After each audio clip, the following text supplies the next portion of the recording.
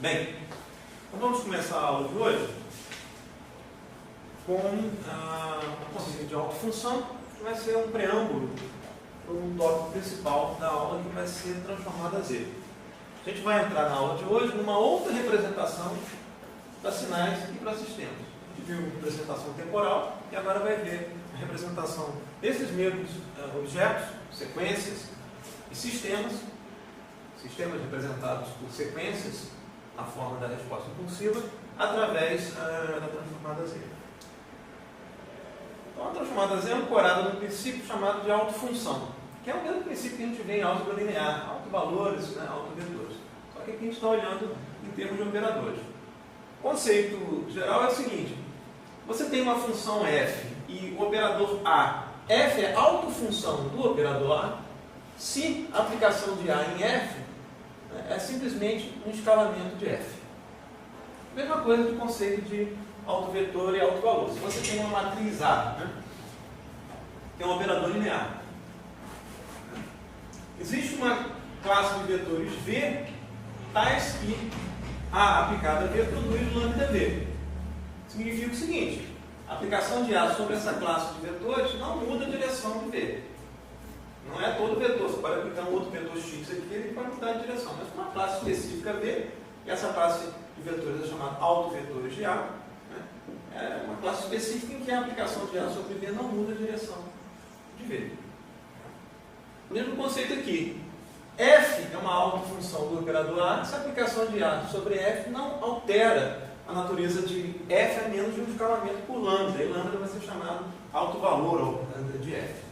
Isso aqui é conceitual. Portando isso para sistemas lineares invariantes no tempo, A é o operador que define o sistema, que a gente viu anteriormente como um T de alguma coisa, um T da entrada. Tá?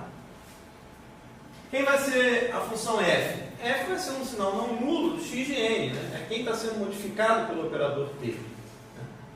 O nosso F é a entrada do sistema. Então, x de n vai ser uma autofunção para o operador t. Se t aplicado a x de n, é só um escalamento de x. Vale também o princípio da superposição. Se você tem uma combinação linear de autofunções, formando S, S de n é um somatório em L de BL, XL, XL de n. Para cada L que é uma autofunção do operador A ou do nosso operador t, vai valer que a saída é a mesma combinação linear, BL XL, multiplicada aqui pelos autovalores lambda L. Resta a pergunta: no caso de sistemas lineares invariantes no tempo, quem seriam autofunções para esses sistemas, para esses operadores?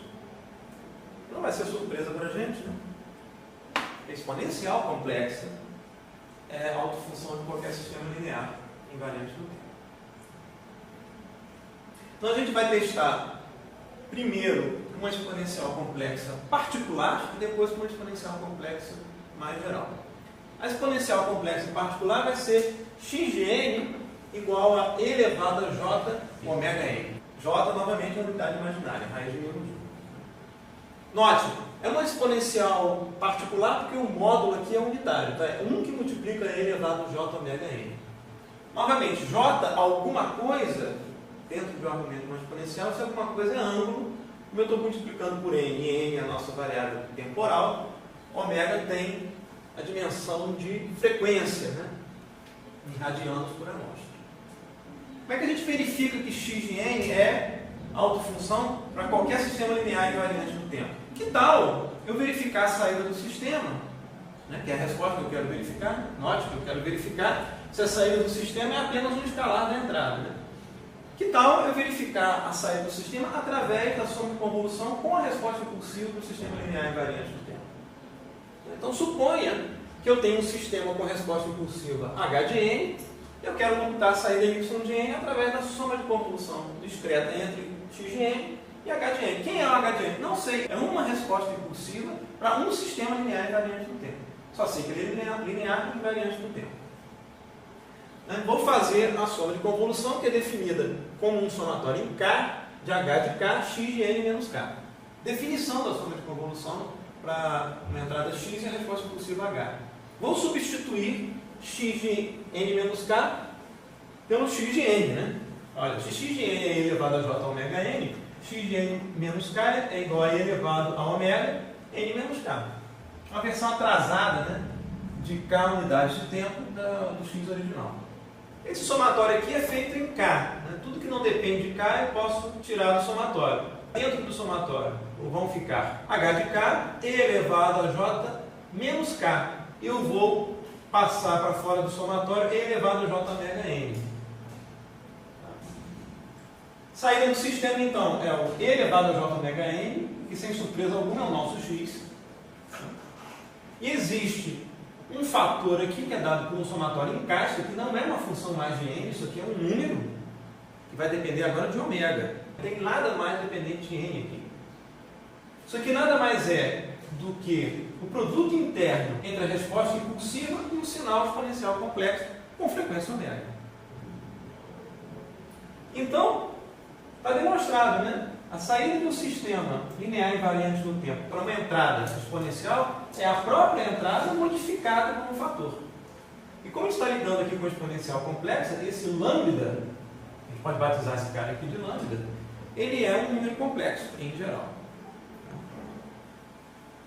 Como existe uma dependência desse lambda em relação à variável ômega, que é a frequência daquela exponencial complexa, eu posso escrever, rebatizar esse lambda, que eu poderia dizer que é um lambda subíndice ômega, de um h grande de e elevado a j ômega, porque isso aqui nada mais é do que a projeção da resposta impulsiva h sobre uma exponencial complexa, ou o produto interno entre a resposta impulsiva e uma exponencial complexa. O que um produto interno entre alguma coisa e outra coisa diz para a gente? A gente viu em soma de convolução e aplicações usando o coeficiente de correlação. Mostra a similaridade entre o h e a exponencial complexa. Qual a particularidade da exponencial complexa? É um sinal que só tem uma frequência.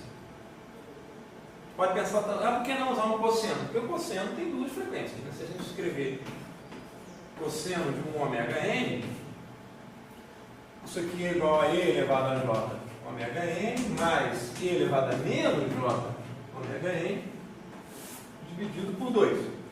Então, o cosseno enseja uma frequência positiva, ômega, uma frequência negativa, menos ômega. Tem duas frequências no cosseno. Como eu quero uma frequência apenas, né, eu uso a exponencial complexa. Então, o nosso alto valor é uma função complexa que depende de W. A cada W que eu plugar aqui, esse valor muda, porque a projeção de H sobre a exponencial complexa vai possivelmente mudar de valor. E a gente batiza isso como uma função H grande elevada ao j ômega, porque essa função H grande, que vai caracterizar mais à frente, nada mais é do que a resposta à infrequência do sistema. Essa função vai caracterizar o sistema cuja resposta impulsiva é H de n, não no tempo, mas agora no domínio da frequência. E o que a gente fez foi simplesmente projetar a resposta impulsiva sobre uma exponencial complexa. Se a gente tomar esse termo aqui isoladamente, sem ter partido de autofunção, isso seria a própria definição da transformada de Fourier para sequência. Mas a gente viu de outra forma, a gente viu através da aplicação de uma exponencial complexa na entrada do sistema linear invariante do tempo qualquer e verificou que a saída é a própria entrada modificada por esse fator. Essa informação ela tem uma outra interpretação. O sistema linear invariante do tempo não cria nenhuma frequência nova a não ser aquela que existe na entrada ou que seja uma frequência intrínseca ou natural do sistema. A gente vai ver com mais detalhe que essa função ela é uma função periódica em ômega, com um período de 2π radiano. Por isso que a gente escreve, para se lembrar que essa função é periódica, o h e o argumento aqui é e elevado a j ômega. Eu poderia simplesmente escrever, né, já que ela só depende de ômega, né, eu poderia escrever h de ômega. Mas a gente força a notação como h de e elevado a j ômega para lembrar que essa função é periódica, com ômega com o período 2π. Então, h de e elevado a j ômega é o nosso alto valor, que depende de ômega, e ômega pertence aos reais. Nota bem, a gente saiu de uma representação do sistema através da resposta impulsiva no domínio do tempo, e a representação frequencial do sistema volta para o domínio do contínuo. Consigo trabalhar isso aqui no computador? Não. Isso é desejável para a modelagem computacional? Não, nós vamos ter que ver uma forma de discretizar essa função para ter uma caracterização na frequência que possa ser útil, possa ser manipulável por computador. Olhando com um pouco mais de detalhes sobre o h de elevado a j omega, eu posso reescrever esse número complexo na forma polar. H de elevado a j omega vai ser módulo de h de elevado a j omega mais a fase de elevado a j omega. Né? Fase é o argumento, tá? Esse símbolo que é usado na engenharia significa fase. Então, o módulo de h grande vai ser o quanto a magnitude da exponencial complexa vai ser alterada. A gente entrou com o sinal que a magnitude era unitária. O sistema ele pode amplificar ou atenuar essa magnitude. Quem vai produzir isso para uma determinada frequência específica é a caracterização frequencial do sistema.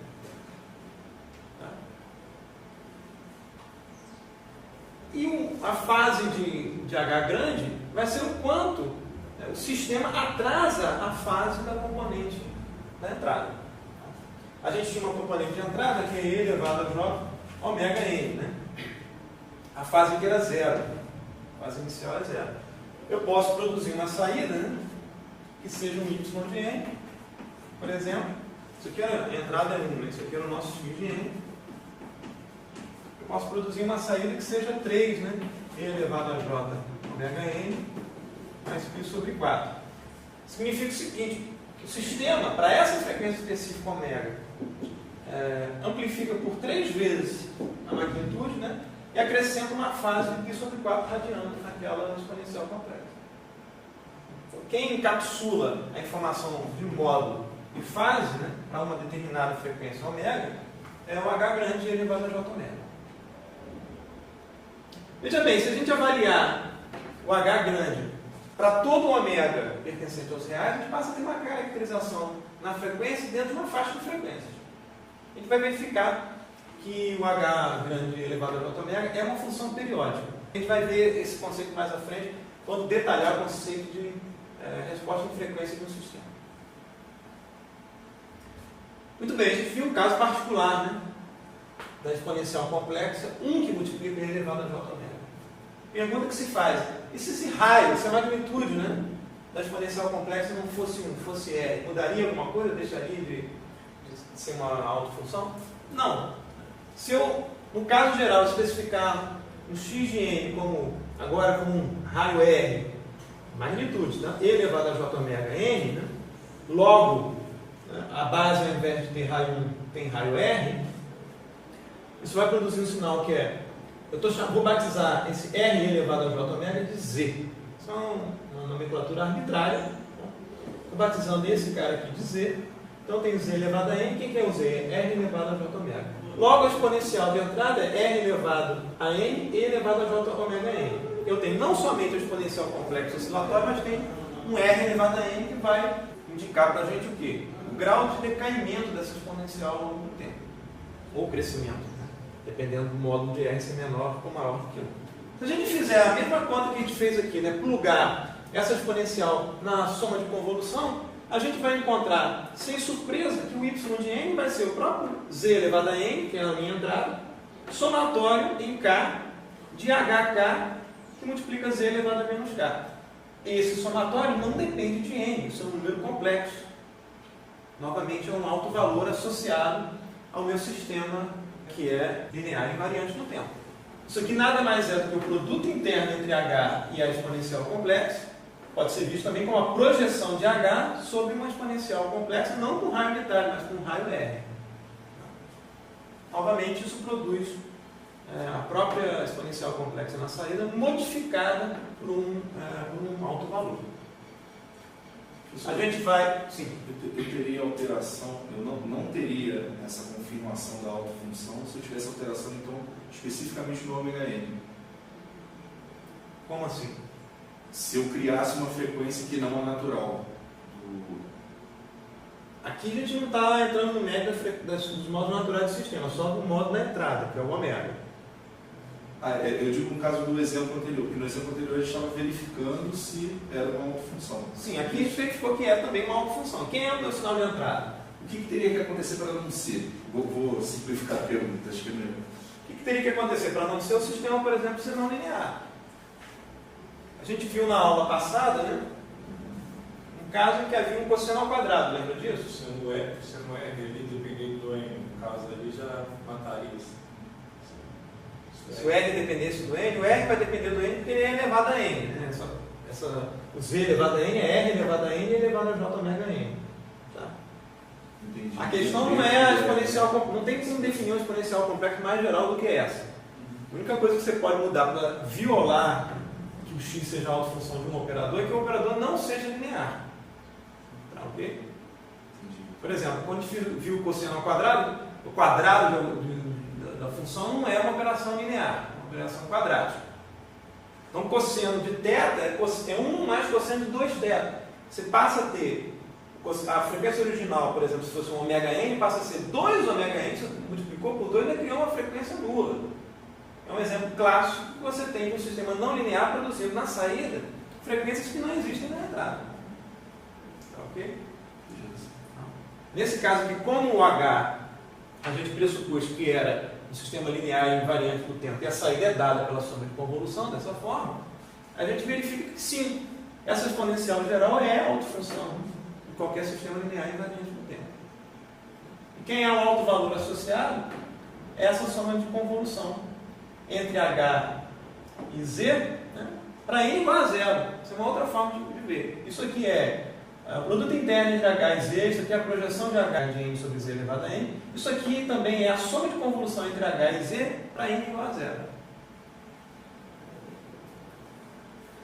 E essa conta aqui, esse somatório, a gente pode, da mesma forma que batizou esse cara de H grande, né, de elevado a J omega, a gente vai batizar esse somatório aqui, que não depende mais de n, né, só uma projeção de H sobre essa exponencial complexa. A gente vai batizar isso aqui de H grande de Z. Então, vocês acabaram de ser apresentados a definição da transformada Z para uma resposta impulsiva H, que é uma sequência, né? H de N é uma sequência. Se eu quiser computar quem é a transformada Z dessa sequência H de N, eu vou fazer essa conta. Esse é um somatório em todo K de H de K, Z elevado a menos K. Lembrar que esse Z não é uma coisa qualquer. Z é definido como R elevado a J omega. Então, Z, se a gente olhar, botar isso num plano complexo, né? Z é um ponto, aqui a diferença unitária, centrado de zero. Z é um ponto aqui que tem raio R, né? Um ângulo omega aqui. Okay? Você está variando em N, né? Estou elevando Z a N. Então, essa é a definição da transformada Z para H de N. Nota que o H de Z agora tem duas variáveis independentes. O Rzinho, que pode ter valor de 0 até mais infinito, e o ômega, que pertence aos reais. Note que isso aqui é uma função, então, bidimensional no contínuo. Eu não consigo tratar isso no computador. Bem, a gente viu o conceito de transformada Z, introdução ao conceito de transformada Z, através de sistemas. Como a gente viu que eu posso obter um H grande de Z para uma sequência qualquer, para uma sequência específica, melhor dizendo, H de N, que é a resposta impulsiva, e H de N é uma sequência, a gente pode generalizar esse conceito para qualquer sequência x de N. Note que até então eu não entrei em nenhum mérito, né? Se existe, se essa conta aqui de fato converge, não converge, isso aqui é um somatório para todo K, pode ser que essa série divide ou convive. A gente não entrou nesse mérito ainda, mas vai ver. Tá? Mas eu posso estender o conceito para qualquer sequência x de N. Se eu quiser obter a transformada Z de uma sequência x de N, eu vou aplicar esse operador Z, que vai fazer aquela conta, aquele somatório, para x de N. Vou chamar a transformada Z correspondente ao x de N de x grande de Z. Quem vai ser o x grande de Z? Vai ser o somatório para todo N. Agora eu estou usando N como variável, que não faz diferença nenhuma entre usar o N e usar o K. Não tem mais uma variação de uma coisa em relação à outra, né? Somatório em K de HK Z elevado a menos K não tem dependência mais de N aqui. Posso substituir isso aqui por L, por N, qualquer outra variável. Tá? Então, quem é o x grande de z? É o somatório para todo n de xn multiplicando z elevado a menos n. Interpretação, produto interno entre a sequência xn e essa exponencial complexa. Projeção de xn sobre a exponencial complexa. Para todo z pertencente aos complexos. Então, para cada parte de pontos, né, R, definindo um raio e um ângulo ômega, eu vou ter um valor, possivelmente, para essa função x de z. A gente vai ver que tem valores em que essa série converge e valores em que essa série não converge. Tá? Outra notação típica, né, do mapeamento entre o x de n e o x grande de z é você dizer que a transformada z, né, tem um vai e vem, porque a gente vai verificar que é possível voltar do x de z para o x de n, conhecido x de z, e a região de convergência a gente consegue obter o x de n. Então tem um mapeamento indo e volta aqui através da transformada z, que a gente define por esse símbolo z, que leva uma coisa na outra e vice-versa. Essa transformada z, por essa definição, é chamada bilateral, porque ela vai todos os inteiros aqui, de menos infinito a mais infinito. Existe a transformada z unilateral, que vai ser definida não de menos infinito a mais infinito, mas de zero até mais infinito. E esse tipo de transformada é útil para a gente calcular a resposta de um sistema, a solução de uma equação de diferença, considerando condições iniciais não nulas. Seria uma outra forma, uma terceira forma de resolver uma equação de diferença, sem ser pelo método recursivo, né, que a gente monta uma tabela, sem ser por aquele protocolo que a gente viu para resolver equações de diferença, né, pode resolver isso também no domínio transformado, através da transformada z. A gente vai ver um exemplo disso mais à frente. Poderia fazer uma analogia com a transformada de Laplace? Analogia direta. Exatamente. E a bilateral com a de Fourier. Isso. A gente vai ver, a transformada z o contraparte do número discreto da transformada de Laplace. Tá? O que a gente vai ver é que a transformada z nos dá um mecanismo de identificar quem é um operador do sistema, de uma forma algébrica. A gente vê as operações envolvidas na equação de diferença são multiplicação e atraso. Tá? A gente vai conseguir ver isso de uma forma algébrica associada, por exemplo, ao polinômio característico da equação de diferença. Isso vai facilitar a nossa vida em termos de verificar quem é a resposta do sistema a uma determinada entrada, sabendo, né, uma representação da resposta possível do sistema. Tá ok? Bem, antes da gente esclarecer as questões, vamos ver alguns casos específicos. Tá? Suponha que eu tenha a sequência x de n igual a delta de n, que é um delta de Kronecker. Quem é a transformada z de delta de n? Aplica a definição. Tá? A gente vai começar aplicando a definição da transformada para encontrar o valor de x de z, x grande de z. Depois a gente vai verificar que para aqueles sinais básicos que a gente trabalhou, esses valores estão tabelados, você não precisa fazer essa conta todo o tempo. Você já sabe de cor quais são as transformadas associadas a essas sequências simples. Mas, no início, a gente aplica a definição. Quem que é a transformada z de delta de n? Aplicação do operador z grande sobre delta. Aplica a definição. A somatória para todo n de quem? De delta de n, z elevado a menos n. Opa! Eu tenho delta sozinho dentro do somatório. Esse delta de n vai valer 1 quando n for igual a 0. Para todo outro valor de n, o delta é 0. Então não precisa fazer a conta. Só preciso isolar uma parcela do somatório em que n é igual a 0. Quando n for igual a 0, esse cara vale 1. E z elevado a 0 é 1. Então, a transformada z da sequência delta de n é 1 para todo o valor de z nos complexos. Vejam só como isso começa a fazer sentido, né? A gente viu que se a gente tiver um sistema y de n igual a x de n, né? Quem é a resposta impulsiva desse sistema linear invariante do tempo? Era o h de n igual a delta de n. O sistema replica a entrada na saída. Se eu desenhar um diagrama de blocos do sistema, né? Aqui a entrada, aqui é a saída. X de n, y de n. Qual é o operador que eu estou colocando aqui? 1. Chamada z indica para você diretamente quem é o operador do sistema. Caso 2. Sequência x de n é delta de n menos 1. vou aplicar a definição. Quem é a transformada Z de delta de n menos 1? Somatório em n de delta de n menos 1, z elevado a menos n. Novamente, delta de n menos 1 só vai ser não nulo para n igual a 1. Vai zerar esse argumento quando n é igual a 1. Para n igual a 1, vou isolar somente a parcela do somatório para n igual a 1. Isso aqui vai valer 1, vou ter z elevado a menos 1. Onde que a gente usou z menos 1? Z elevado a menos 1 no curso? Bloco atrasador. Né?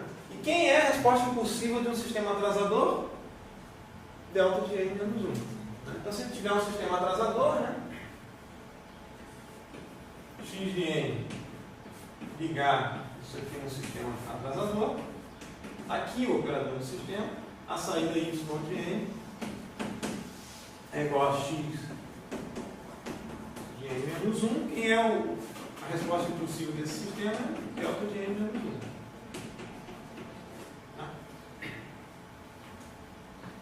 Então explica a simbologia que a gente adotou no início do curso sem ter explicado o porquê. Agora vem a pergunta: o H de Z existe para todo Z? Eu posso plugar qualquer Z pertencente aos complexos naquela fórmula e vou ter um valor convergente? Não, né? Se eu plugar Z igual a 0, por exemplo, Z elevado a menos 1 é 1 sobre Z. Né? 1 sobre 0 explode. Né? 1 sobre 0 não está definido. Então eu tenho que excluir a origem da região de convergência desse H de Z. Note que quem define o H de Z, né, é essa série. É uma série de Laurent.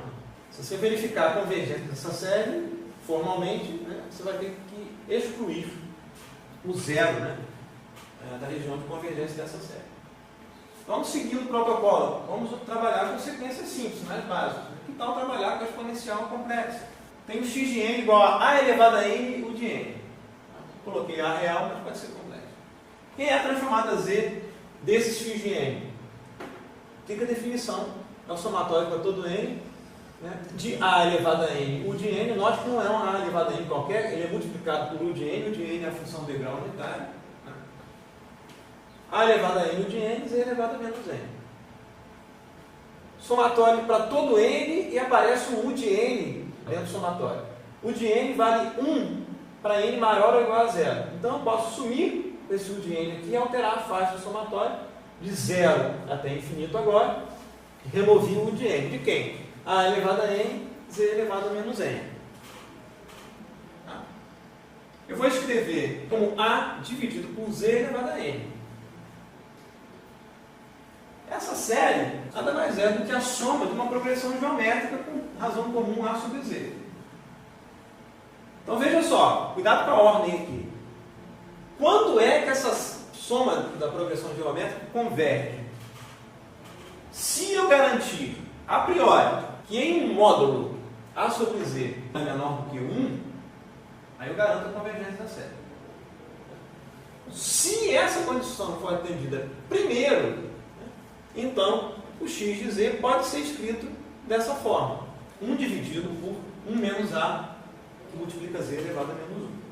Que é a fórmula que a gente usa para o somatório de uma progressão geométrica quando a razão comum tem módulo menor do que 1. Logo, né, a transformada z da sequência x de n é essa expressão desde que, né, escrevendo isso aqui, módulo de z é maior do que o módulo de a.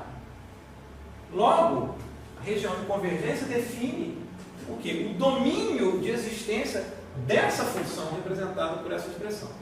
Para um determinado raio A, né? Pode ser aqui nos reais, pode ser qualquer valor complexo. Z pertencente aos complexos, desde que o módulo de Z seja maior, estritamente maior que o módulo de A. Se eu tiver um ponto A aqui qualquer de raio A, né, em ângulo ômega qualquer, desde que eu avalie o x de Z para qualquer valor de Z com raio maior do que A, essa série converge. Converge aqui dentro? Não. Diverge. Como é que eu posso reescrever aquela série considerando no domínio de existência dela, que é a região de convergência? Para a gente ver, a gente não pode perder de vista a ordem das coisas. Né? Se eu multiplicar por Z no numerador e Z no denominador, isso é Z dividido por Z menos A. Ok? Aí eu disse, cuidado, né? Se eu plugar Z na região branca aqui, fora da região de convergência, serve de VR. Mas se eu olhar essa expressão, né? Plugar Z igual a zero, isso aqui é zero dividido por menos A. Tá? Que é igual a zero. Ah, professor, aqui convergiu. Aqui convergiu, mas essa expressão não vale nessa região. É outra coisa. Tomar cuidado com essas definições. Região de convergência significa domínio de existência. Essa expressão não existe na região branca aqui, nesse disco centrado em zero de raio menor que R. Tá? É outra coisa. Tomar cuidado com a ordem, né, da lógica das coisas. Dada essa região de convergência, então a expressão é essa. Tá? Como é que a gente decide, né? Como é que a gente verifica em geral, né, não para uma expressão simples, né? Nesse caso ele acabou caindo na soma de uma progressão geométrica, como é que a gente verifica em geral se uma transformada Z converge ou não? A gente vai chamar de RDC, região de convergência, que vai ser visto como domínio de existência de uma expressão x de Z associada à série de Laurent, associada à definição, né, da transformada Z. A gente vai considerar o Z na forma polar, como viu antes. Z é sempre o R elevado a J ômega, né? E o R é o módulo de Z. Se a gente quiser verificar a convergência, a série tem que ser absolutamente somável. Tá? A série é absolutamente somável, né? Se o módulo de x de Z é menor do que infinito, ou seja, o módulo da definição aqui de x de Z, que é somatório em n, de x de n, que multiplica r elevado a menos n, e elevado a menos j ômega n, aqui eu já substituí o Z por r elevado a n elevado a j ômega n. E a gente aplica a desigualdade triangular, já que o módulo do somatório é sempre menor ou igual do que o somatório dos módulos, a gente aplica a desigualdade. Isso aqui vai ser o menor ou igual ao somatório dos módulos, né? Veja só, módulo de e elevado a j ômega qualquer coisa é sempre unitário, né? Então a gente vai isolar o módulo de e elevado a menos j ômega, que é igual a 1, não precisa fazer essa conta. Né? Isso vai se reduzir ao módulo de x de n, que multiplica o módulo de r elevado a menos n. Então, desde que essa condição seja satisfeita, né, que eu escolha um R tal que x de n multiplicado por r elevado a n em módulos, fazendo esse somatório seja menor do que infinito, garante a convergência da série. Nota só, eu posso ter uma série x de n igual a elevado a n de n, com a maior do que 1 em módulo, uma série que cresce, tá? Desde que eu escolha um R aqui, em que esse crescimento exponencial de x seja compensado por um decrescimento exponencial de r elevado a menos n, eu consigo garantir a convergência da série. Tá? Por exemplo, aqui no nosso a elevado a n de n, pluga a igual a 2. Isso é uma série que para n positivo cresce, né? É 2, 4, né? Você está fazendo 2 elevado a 1, 2 elevado a 2, 2 elevado a 3, assim por diante. É uma série que está crescendo ao longo do tempo. Agora, essa série converge desde que eu escolha um módulo de Z maior do que o módulo de A. Esse módulo de Z nada mais é o quê? Do que o Rzinho, né? O Rzinho é igual ao módulo de Z. Vamos ver uma outra sequência. X de n vai ser igual a menos A elevado a n, que multiplica U de menos n menos 1. Eu estou considerando A novamente real, mas não é necessário, pode ser um A complexo. Aquela restrição que eu tenho que ter é que o A não pode ser nulo. Quem é U de menos n menos 1? U de menos n menos 1 é um degrau. Aqui o n. U de n é esse cara aqui, não é isso? Isso aqui é o U de n. Quem seria o U de menos n? U de menos n seria esse cara aqui. Tá? Esse aqui seria o U de menos n, refletindo em relação a zero. U de menos n menos 1 é o cara deslocado aqui, começando em menos 1. Então, U de n é daqui para frente, tá? U de menos n menos 1 é daqui para trás. Então, é uma exponencial complexa, menos A elevado a n, U de menos n menos 1. Qual é a transformada Z desse sinal, dessa sequência? Só aplicar a definição. Né? X de Z vai ser menos somatório para todo n, de A elevado a N, U de menos N menos 1, Z elevado a menos N. Agora eu vou fazer as manipulações algébricas. Tem um U de menos N menos 1. Eu sei que esse cara é 1 para N de menos infinito até menos 1. Então, removo o U de menos N menos 1 e muda a faixa do somatório. Agora vem de menos infinito a menos 1. De quem, né? A elevado a N, Z elevado a menos N. Eu posso fazer uma mudança de variável, trocar o N por menos N. Então, isso aqui vai ser um somatório de N de 1 até infinito. Isso aqui passa a ser Z dividido por A elevado a N. Note, essa série começa para N igual a 1 e vai até infinito. Eu queria fazer um somatório, por exemplo, de 0 até infinito. Então, isso aqui nada mais é do que, para N igual a 0, se eu plugar N igual a 0 naquele argumento lá, eu tenho um valor igual a 1, né? Z dividido por A elevado a 0 é 1. Então, isso aqui é equivalente a 1 menos o somatório de 0 até infinito da mesma expressão. Eu tenho que verificar se isso aqui converge, né? Isso aqui não vai alterar a convergência, que é só somar um valor unitário, né? Para isso aqui convergir, né? Isso aqui novamente é uma progressão geométrica e converge se a razão Z sobre A em módulo for menor do que 1. Soma em termos de uma progressão geométrica. Então, desde que essa condição seja satisfeita, o que significa que o módulo de Z tem que ser menor do que o módulo de A, estritamente menor do que o módulo de A.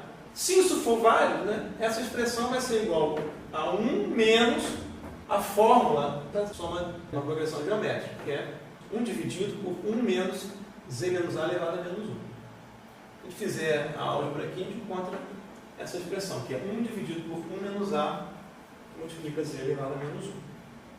Alguma coincidência com algo que a gente viu antes? A gente viu que para a sequência de x de n, A elevado a n e U de n, a transformada Z, desde que essa condição seja satisfeita, é 1 dividido por 1 menos A, que multiplica Z elevado a menos 1. A gente tratou de outra sequência, em outro domínio N, e encontrou a mesma expressão algébrica. Tá? Então, uma expressão algébrica associada à transformada Z de uma sequência, por si só, não define unicamente quem é o x que deu origem àquela transformada. Eu preciso de mais uma peça de informação. Quem é essa peça de informação? É a região de convergência. Essa série converge quando Z sobre A em módulo é menor do que 1, que implica que o módulo de Z tem que ser menor do que o módulo de A. Z é a nossa variável complexa, né? R que multiplica e elevado a J omega. Então, eu preciso garantir, né, dado um A qualquer, por exemplo, complexo aqui ou aqui, essa expressão só é válida para módulo de Z menor do que módulo de A, que define um disco de raio do módulo de A centrado na origem. Então, se eu conhecer a região de convergência e a expressão algébrica, aí eu defino unicamente a relação entre x de Z e o x de n. Se eu pedir no exercício, seja o x de Z igual a 1 dividido por 1 menos A, que multiplica Z elevado a menos 1. Quem é o x de n que tem essa transformada Z? A resposta é não sei. Ou se quiser ser mais detalhista, dá duas possibilidades. Ou essa sequência, menos A elevado a n, multiplica o menos n menos 1, ou A elevado a n de n. Vai depender da região de convergência. Então, essa é uma informação importante. A transformada Z de uma sequência só vai ser unicamente especificada através da expressão algébrica e da região de convergência, que nada mais é do que o domínio de existência da expressão algébrica. A mesma coisa vai valer para a resposta impulsiva, né? Que, aliás, foi quem a gente começou vendo, né? A resposta impulsiva é uma sequência, admite uma transformada Z, e no caso específico da resposta impulsiva, a gente vai chamar de H grande de Z. E a gente vai ver que propriedades de sistemas que a gente viu antes, né, relacionadas a H de N, a gente viu propriedade de causalidade, tem uma consequência para H de N. A gente viu propriedade de estabilidade, tem um critério a ser atendido em relação a H de N. Agora a gente vai rever essas propriedades do sistema olhando agora quem? H grande de Z, a transformada Z de H de N. H grande de Z a gente vai chamar de função de transferência do sistema, para ver isso com calma. A gente tem tabeladas transformadas Z de várias sequências básicas. Delta de n menos n0, que vai ter a transformada Z elevado a menos n0, e a região de convergência associada. Essa, por exemplo, Z elevado a menos n0 é 1 dividido por Z elevado a n0. Como o z está no denominador aqui, eu tenho que excluir a origem da região de convergência. A série não converge para z igual a zero. O U de n tem transformado a z 1 dividido por 1 menos z elevado a menos 1. O de n nada mais é, né, do que eu escrever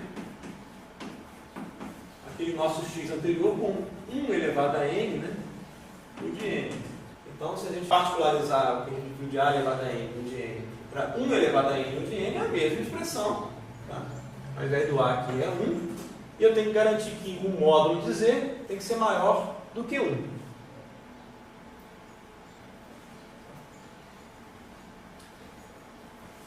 Outra expressão que a gente viu, menos u de menos n menos 1. Mesma expressão algébrica.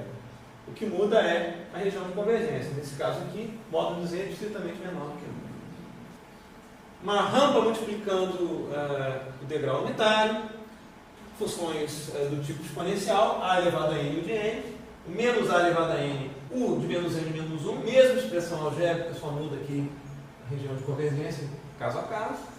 Funções do tipo cossenoidal, cosseno de ômega 0 n e u de n. Isso aqui a gente consegue escrever usando exponenciais complexos. Expande o cosseno em duas exponenciais complexas, você chega a essa expressão aqui facilmente. Como é que a gente escreveria o cosseno de ômega 0 n e u de n em termos de exponenciais complexos? Eu escrevo x de n igual a cosseno de ômega 0 n u de n. Eu escrevo isso aqui como e elevado a j ômega 0 n mais e elevado a menos j ômega 0 n dividido por 2 o de n. Isso aqui é o quê? Isso aqui é meio que multiplica e elevado a j ômega 0, isso aqui elevado a n, tá? Mais meio, né, de e elevado a menos j ômega 0, isso aqui elevado a n. Chama esse cara aqui de A1, esse cara aqui de A2. Então isso aqui é meio, né, de A1 elevado a n por de n, faltou aqui multiplicar todo mundo por u de n. Né? Então isso aqui é um A1 elevado a n de n, é meio de A2, que na verdade é o complexo conjugado de A1, né, elevado a n o de n. Sei que é a transformada z desse em parcela, sei. Isso aqui a gente viu tranquilo. Depois é a manipulação algébrica.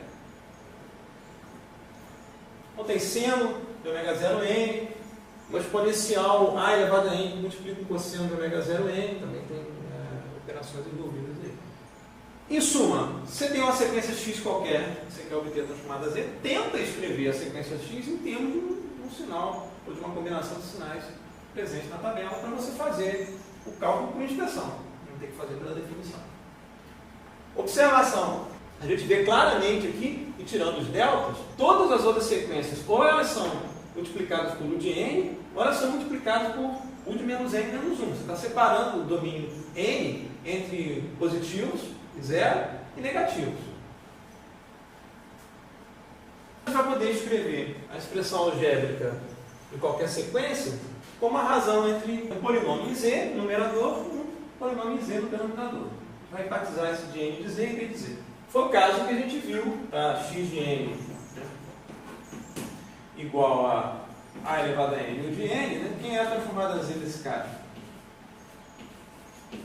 A gente viu que esse cara aqui é x de z igual a 1 dividido por 1 menos a z menos 1. Basta isso? Não, tem que escrever r de c de x. Aí você escreve z pertencente aos complexos, um módulo de z maior, estritamente maior do que o módulo de A. Essa é a especificação. Tá? Isso aqui, né, a gente não está vendo, mas isso aqui é 1, né, menos 0. Z elevado a menos 1. Posso escrever dessa forma. Se eu multiplicar por z em cima e embaixo, numerador e denominador, isso é z dividido por z menos a. Então tem um polinômio em z no numerador, um polinômio em z no denominador. Tem gente que prefere trabalhar com z e a gente prefere trabalhar com potências de z-1.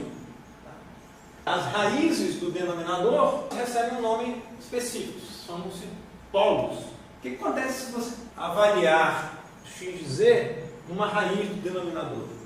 Você está fazendo o denominador ir para zero. Você vai fazer o x de z crescer e explodir. As raízes do numerador a gente vai chamar de zero, está transformada a z. Então os polos são os valores de z, pelos quais o x de z vai ser infinito, e os zeros são os valores de z, nos quais o valor de x grande de z é garantidamente nulo. Polo é um valor tal que se eu plugar o valor de z associado a um polo aqui, isso aqui explode, né? Logo, um valor em que a série não converge, então tem uma relação direta com a região de convergência transformada a z x de z.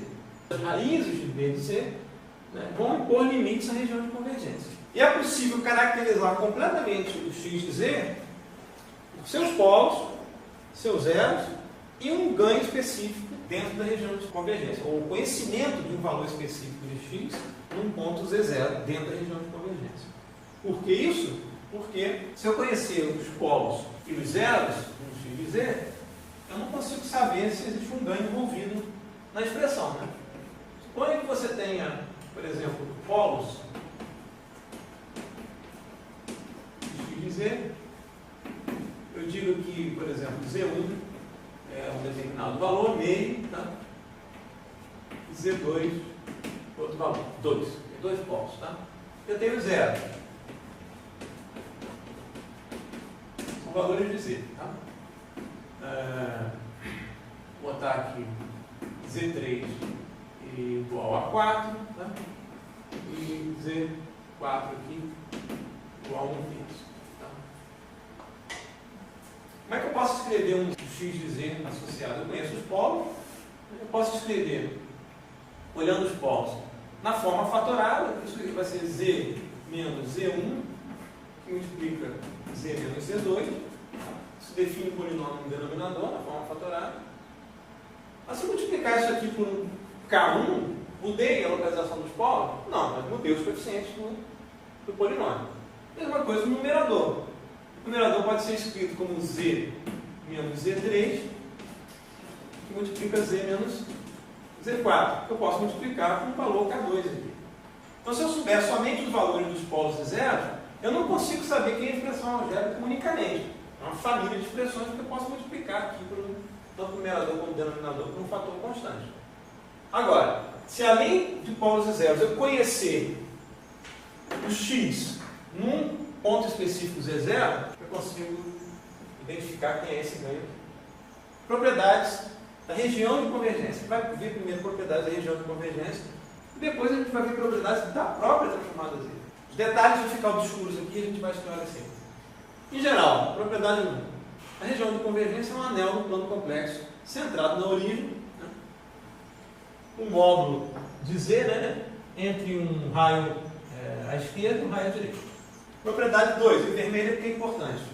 A RDC não pode conter nenhum polo, porque o polo é uma raiz do denominador da transformada z. Propriedade 3, se a sequência x de n tiver suporte temporal finito, começa e termina, a região de convergência da transformada z associada é todo o plano complexo, com exceção, possivelmente, da origem e do infinito.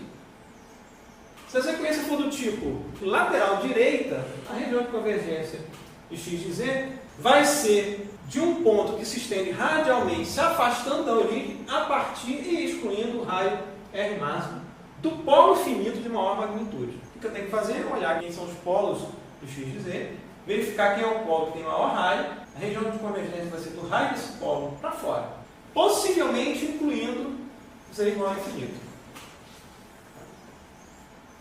Se a sequência x de n for lateral esquerda, a região de convergência vai se estender radialmente em direção à origem, a partir do polo e excluindo do polo de raio mínimo e excluindo o polo, naturalmente, que tem que atender a propriedade 2. Do polo não nulo de menor magnitude, possivelmente incluindo a origem.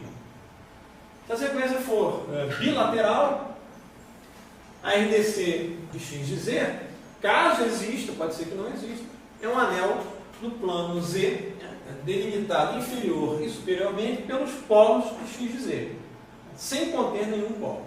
O que eu vou fazer quando tiver uma sequência bilateral? Eu vou estudar a sequência em duas partes. Vou dividir numa parte lateral direita e uma parte lateral esquerda. E verificar se existe interseção entre as regiões de convergência. No mais, a região de convergência tem que ser uma região conectada. Isso é um requisito. Quando eu quiser calcular a transformada Z inversa, isto é, sair do x de z para o x de n, uma das formas formais de fazer isso é através da integral de Cauchy. Eu não posso ter uma região de convergência que seja um anel partido, né? Então, suponho que você tem aqui uma determinada região de convergência, né? Aqui, por exemplo. Eu não posso ter um negócio assim.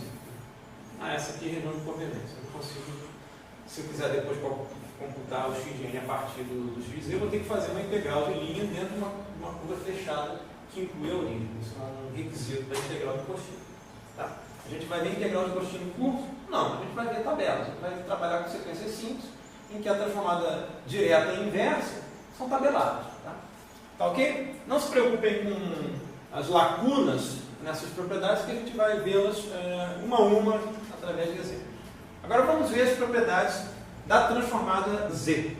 Então, a gente vai partir da notação original, x de n elevado no x grande de z, através do operador z, dado por aqui no somatório. Em n, né, de x de n, que multiplica z elevado a menos n.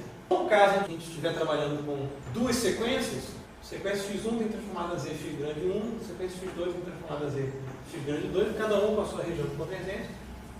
Isso aqui é a referência que a gente vai usar para trabalhar com as propriedades. Tá?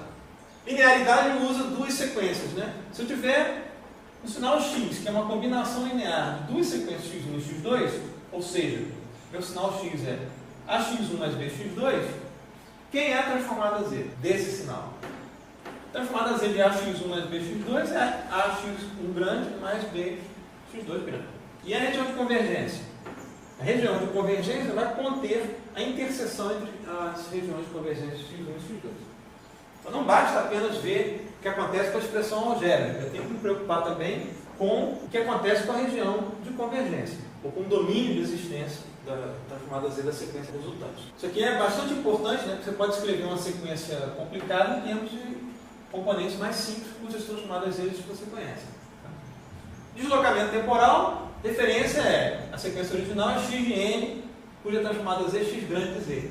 Quem é a transformada Z de x de n menos n0? Quer dizer, a versão deslocada de x de n0 unidade de tempo. Vai ser z elevado a n0, que multiplica x de z.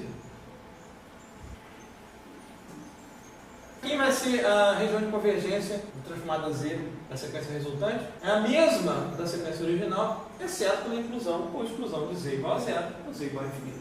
Tem que fazer um exemplo para ver de fato isso lá. Se eu multiplicar a sequência original por uma exponencial complexa cuja base é Z0, quer dizer, Z0 elevado a n que multiplica x de n, quem é a transformada Z resultante?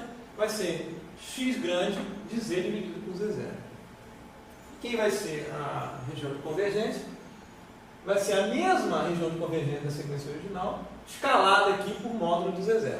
Esse tipo de operação chama-se modulação.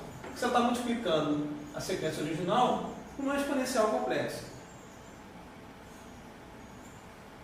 Usualmente a gente pensa em modulação como multiplicação da sequência do sinal de interesse por um cosseno. A exponencial complexa nada mais é do que parte de um cosseno. O que vai acontecer com a localização dos polos e zeros da sequência multiplicada por Z0 elevado a n? Se o Z0 for real, o que vai acontecer é uma contração ou expansão, dependendo do módulo de Z0, no plano Z, em relação à região de convergência. Se o módulo de Z0 for menor do que 1, essa é uma compressão, se for maior do que 1, uma expansão. Se o Z0 for complexo, né, aí eu tenho não somente a contração e a expansão, mas eu também tenho uma rotação. Que não vai fazer a menor diferença, né? Porque o plano é radial de qualquer forma. Para a região de convergência, não tem problema nenhum. Se eu estiver olhando a localização dos polos e zeros, aí sim, eu estou movendo a localização dos polos e zeros, não somente radialmente, mas rotacionando, caso os Z0 sejam complexos.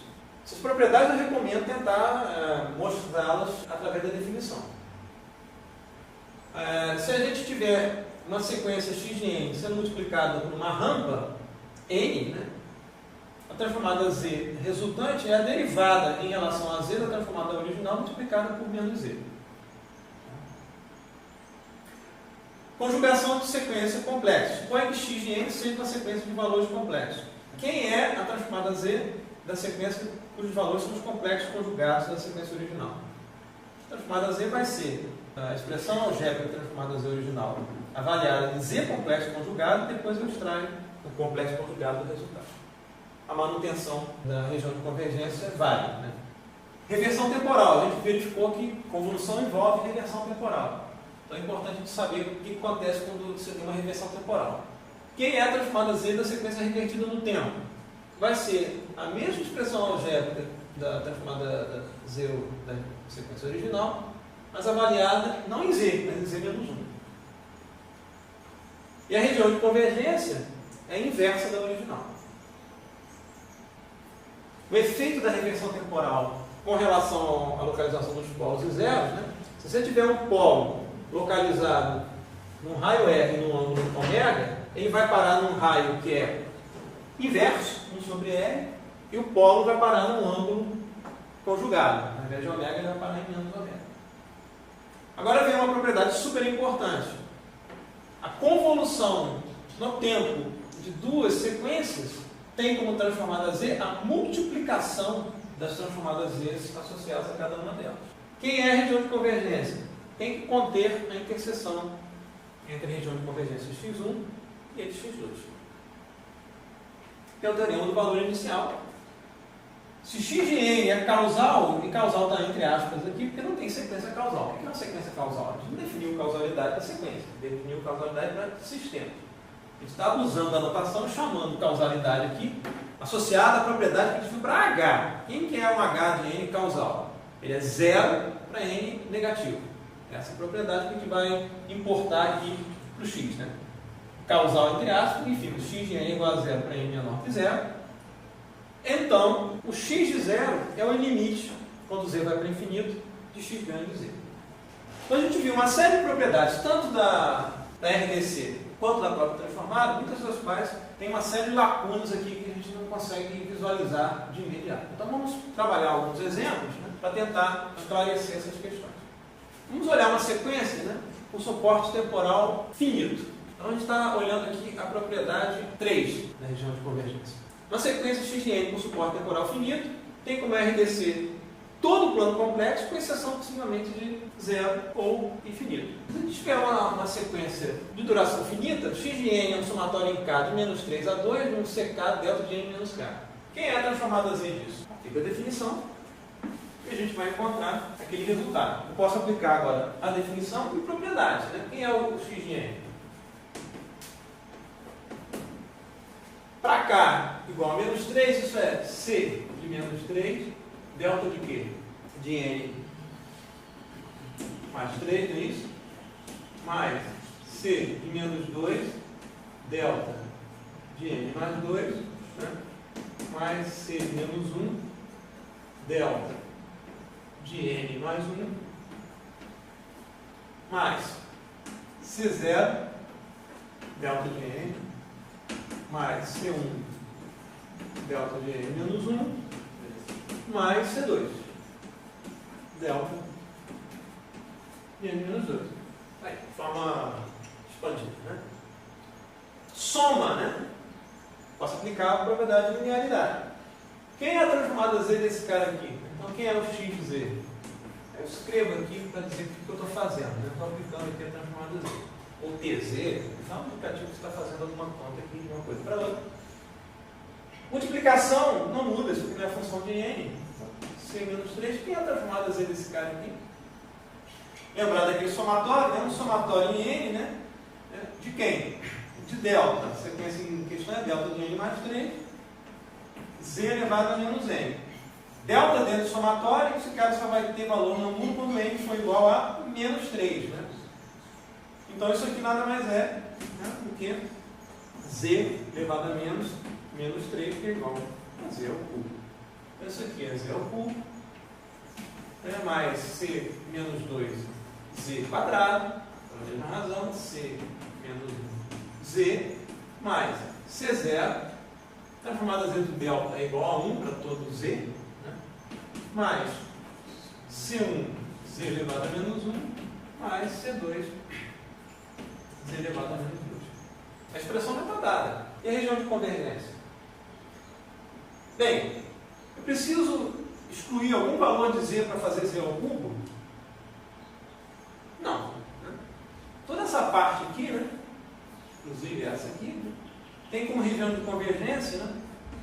RDC, então RDC1 é Z pertencente aos complexos com módulo de Z pertencente aos complexos, ponto. Não preciso botar módulo de Z maior nem menor do que nada. Não preciso aplicar a restrição nenhuma. Aqui eu tenho Z elevado a menos 1 e Z elevado a menos 2. Z elevado a menos 1 é 1 sobre Z, tá? Z elevado a menos 2 é 1 sobre Z quadrado. Não posso fazer Z igual a 0 aqui. A RDC desse cara aqui, né? RDC2 é Z pertencente aos complexos com módulo de Z maior do que 0. Tem que excluir o zero da região de convergência. O que a propriedade diz? A região de convergência, né? Diz a interseção dessas duas aqui. Se essa aqui exclui o zero, a região de convergência da sequência x de interesse não pode incluir o zero. Você não estaria violando a propriedade de região de convergência da sequência resultante, tem que ser a interseção dessas duas aqui. Contém a interseção dessas duas, essa aqui não tem o zero. Então a RDC desse cara aqui, de x, né? É Z pertencente aos complexos, Z diferente de zero. Tá? O que é a propriedade de Z? Propriedade 3. Toda sequência com suporte temporal finito, a RDC cobre todo o plano complexo, com exceção de Z igual a zero, Z igual a infinito. Obteve algo nessa natureza, Z pertencente aos complexos, todo o plano complexo. Ele encontrou um caso aqui em que teve que excluir a origem. Porque tem componentes da sequência para N positivo. Essa sequência aqui, se a gente desenhar em N, né? Ela é uma sequência que tem o valor C0 aqui, em 1 tem C1, né? Em 2 tem o valor C2, em menos 1 tem o valor C menos 1 e assim por diante, né? O C menos 2 está aqui em menos 2.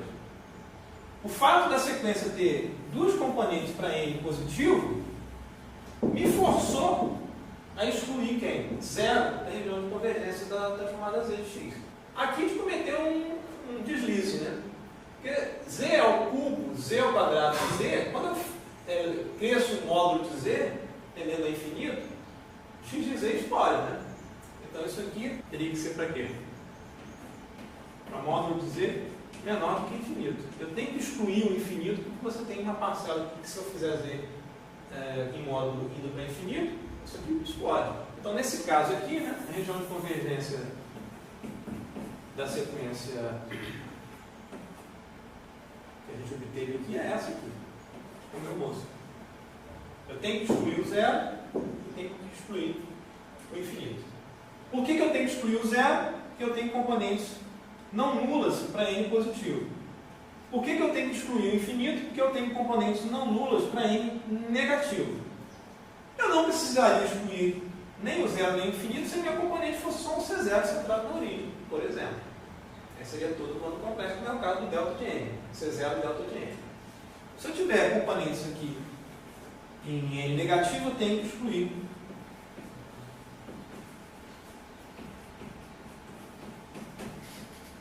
o módulo de Z.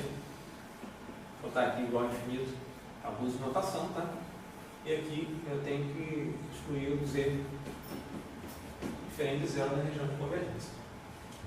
Aqui a gente consegue verificar uma outra propriedade, né? Se eu tenho essa sequência e aplicar um deslocamento tal, né, que eu movo todas as amostras para o lado positivo aqui de N ou para o lado negativo, se eu fizer um deslocamento para a esquerda ou para a direita, eu posso mudar o quê? A inclusão de zero ou infinito na região de convergência. É o que diz a outra propriedade aqui, deslocamento.